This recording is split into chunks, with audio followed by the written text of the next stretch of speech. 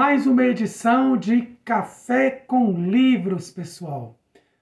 Sejam todo mundo aí muito bem-vindo. Hoje eu quero apenas reforçar, então, que vocês possam aí depois estar entrando nos sites e estar adquirindo aí os dois romances que eu tenho apresentado de minha autoria, ó, Um Alguém Especial ou o Dom Cardáliga, né, O Amante Mascarado. São romances de literatura fácil, linguagem acessível. Tenho certeza, as pessoas que têm tido o acesso a essa literatura, a essas duas obras, o retorno tem sido muito positivo. Eu quero até aqui agradecer. Pessoas que têm dito o seguinte: Wesley, olha, o seu livro, ou no caso, os seus livros, seja qual for dos dois, eles realmente me faz ficar preso à leitura. As pessoas dizem que não conseguem parar de ler, que são muitos acontecimentos, enredos fascinantes e que temas que são discutidos hoje que têm uma grande relevância social, né? Os dois livros aí trazem temas sobre a questão do racismo, do feminicídio, dos vários preconceitos, a questão da corrupção, assédio moral que é provocado em muitas prefeituras, não só nas prefeituras, mas nas relações trabalhistas também. Então, as pessoas têm dado um retorno muito positivo. Por isso eu insisto, adquira pela Amazon Dom Cardáliga, O Amante Mascarado. Você faz a inscrição pela Amazon, pode ver em 3, 4 vezes. Ou pelo site da Tagore Editora, você consegue também adquirir o livro Um Alguém Especial. Esse está em 31 capítulos, esse 51 capítulos. E também eu anunciei que muito em breve vou estar aí publicando o Eclipse Lunar, tá bom? Então essa é a dica de leitura de hoje. Eu estou reforçando um pouquinho mais as minhas obras de minha autoria. E tenho dito o seguinte, gente, é fundamental no Brasil que a gente tenha acesso ao conhecimento, e isso passa também pela leitura. E a literatura no Brasil, infelizmente, não é algo tão acessível para toda a população. Então eu peço aí que ajudem, eu que estou no anonimato, que a gente possa, mais do que qualquer outro objetivo, o que importa para mim, pessoalmente, para todas as pessoas que se encontram nas mesmas condições que as minhas, eu tenho certeza que é o conhecer a nossa obra, o nosso trabalho. Então nos ajude e adquira aí Dom Cardáliga, O Amante Mascarado e Um Alguém Especial, ou um ou outro. Tenho certeza que também será uma ótima opção de presente. Vocês irão gostar muito, tá bom? Então vamos dar início aqui ao nosso Café com Livros. Hoje, seguindo nossos estudos ainda sobre ética e integridade, vamos falar um pouquinho mais sobre os servidores públicos. Os servidores públicos que estão regidos lá pela Lei 8.112 de 1990, eles possuem, eles devem observar algumas regras de conduta, que essas regras que observam também, que seguem, que estão vinculadas a questões éticas, e elas estão previstas nos seus próprios estatutos de servidores públicos. Vou ler algumas dessas regras aqui que são fundamentais. São essas as regras que são exemplificativas. Exercer com zelo e dedicação as atribuições do cargo, ser leal às instituições a que servir, observar as normas legais e regulamentares, cumprir as ordens superiores, exceto quando manifestamente legais, atender com presteza ao público em geral, prestando as informações requeridas, ressalvadas as protegidas por sigilo, levar as irregularidades de que tiver ciência em razão do cargo ao conhecimento da autoridade superior, ou quando houver suspeita de envolvimento desta, ao conhecimento de outra autoridade competente para a apuração. Zelar pela economia do material e a conservação do patrimônio público, guardar sigilo sobre assunto da repartição, manter conduta compatível com a moralidade administrativa, ser assíduo e pontual ao serviço, tratar com urbanidade as pessoas, representar contra a ilegalidade, omissão ou abuso de poder. Então aqui são algumas das regras estabelecidas pela Lei 8.112 que são assim fundamentais para o bom convívio. Então, o servidor público ele precisa estar atento para respeitar essas regras de conduta ligadas à ética, à honestidade, à transparência, na sua conduta enquanto servidor público. E o que é o servidor público, né? A definição desse servidor público. Nada mais é do que a pessoa física que presta serviço à administração direta, autarquias, fundações, e com isso gera vínculo empregatício ou estatutário. Esse servidor público, ele pode estar no nível, prestar esses serviços tanto para a União, aos Estados Federados do Brasil, ao Distrito Federal ou mesmo aos municípios. A esse servidor público é garantido a estabilidade funcional. Essa estabilidade ela é conquistada a partir de 3 anos do seu efetivo exercício no cargo público, efetivo por nomeação em concurso público. Esse servidor, essa estabilidade, significa dizer que ele tem a garantia de permanecer no cargo após esse estágio probatório. O estágio probatório, ao que se diz nesses 3 anos, ele tem que estar previsto, ele é previsto em lei. E ele passa também por uma avaliação de desempenho. A estabilidade, como eu disse, ela garante ao servidor público a permanência no cargo. Mas existem exceções que podem fazer com que esse servidor público possa ter a perda do seu cargo, né? Como é que isso pode acontecer? Primeiro, com alguma sentença transitada em julgado, condenatória. Segundo, a partir de um processo administrativo, um PAD, aonde seja garantido a esse servidor a ampla defesa e o contraditório. Depois disso, ele pode ter a perda do seu cargo. Também por meio da avaliação de desempenho, como eu havia dito anteriormente aqui. Ou também, em último caso, e não tão comum, por excesso de despesa. Agora, vamos tratar um pouquinho sobre a integridade pública que está no decreto 11.529 de 2023. Essa integridade pública, então, é um tema aí bem recente, né, a partir desse decreto de 2023. A discussão dela é antiga, mas aí o decreto é recente, ele é do ano passado, de 2023.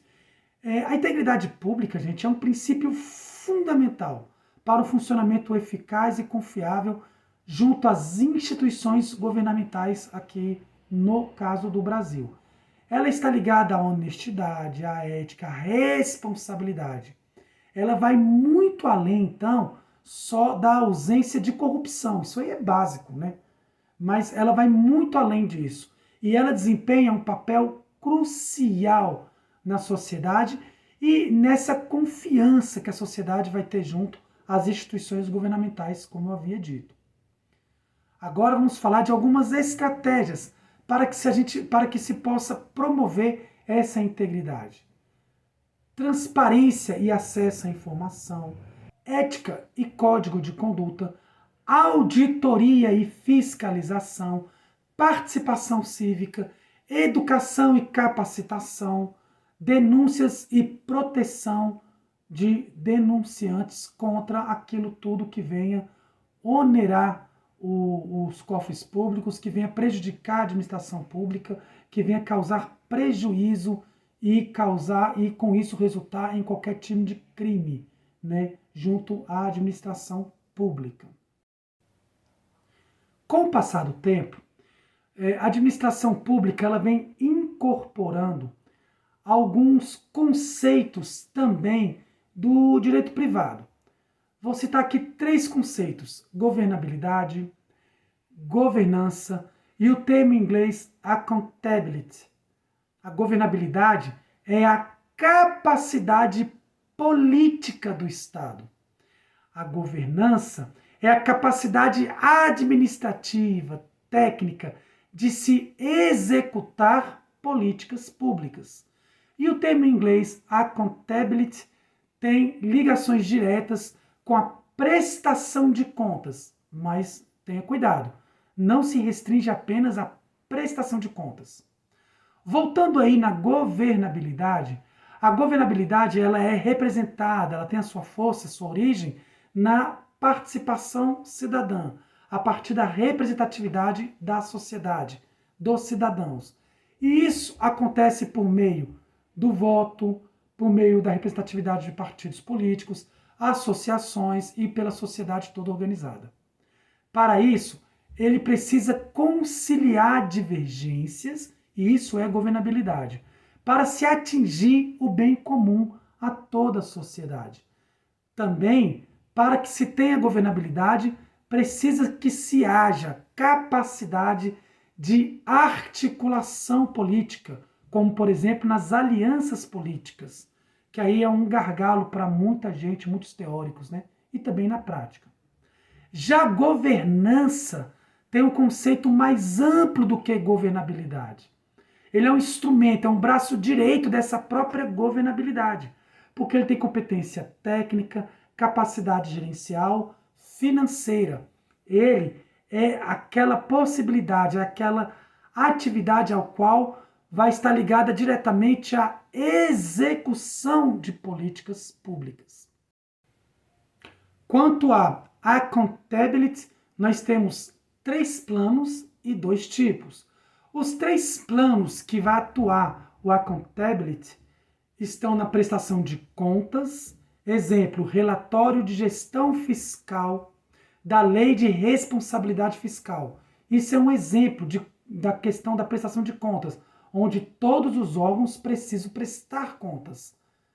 Segundo, é o plano da responsabilização dos agentes, ou seja, quando se responsabiliza os agentes públicos, os administradores, quanto à correta utilização dos recursos públicos, por exemplo. E a responsividade dos agentes é a capacidade de resposta que o poder público precisa dar à sociedade para responder determinadas demandas sociais.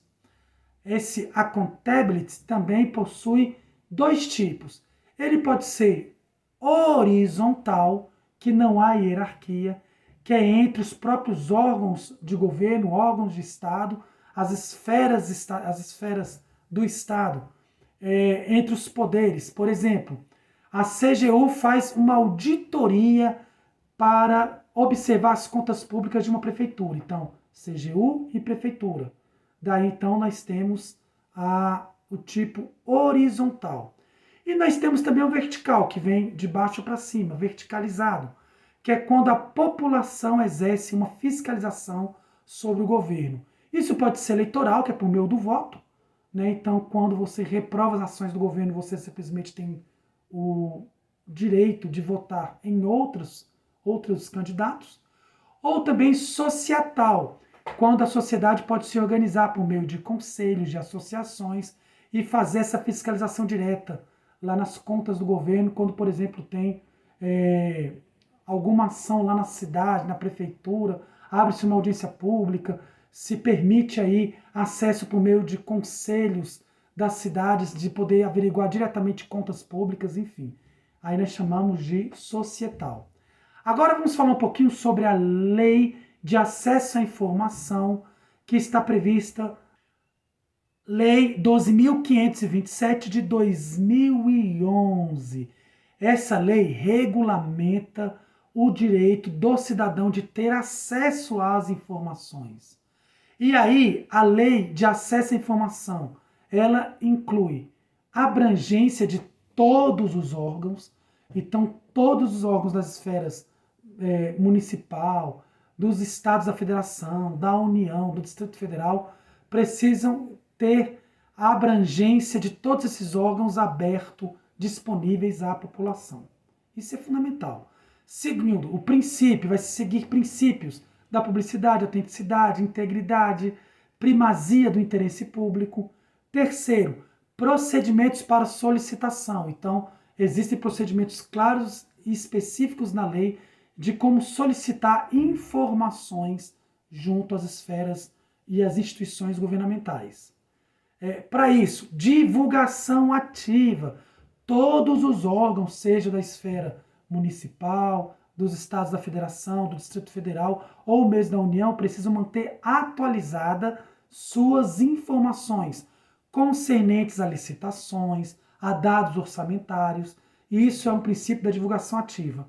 Responsabilização. Isso aqui é dar punição, é punir através de processos toda e qualquer pessoa que dificulte o acesso às informações junto aos órgãos do governo, seja quaisquer. Tá? Isso é muito importante. Proteção de informações sensíveis. Então, existem algumas informações que precisam que haja sigilo, proteção. São aquelas vinculadas à segurança nacional, à privacidade individuais, né, das pessoas, e também sobre questões de diplomacia. E, por fim, o empoderamento cidadão, a lei, a lei de acesso à informação, ela vem para dar esse empoderamento às pessoas quando elas possuem acesso às informações e elas podem, a partir disso, terem disponíveis instrumentos de cobrar, né, de lutar, de questionar todas as ações do governo. Com isso, pessoal, eu encerro aqui mais um vídeo, mais um tema muito importante para o debate na sociedade, que é ética e integridade, e também para aqueles que vão prestar concurso público. Esse conteúdo específico ele vai estar como base para vários concursos públicos, os que estão abertos e aqueles que ainda virão. Então, para todos, um beijo carinhoso e mais um café com livros.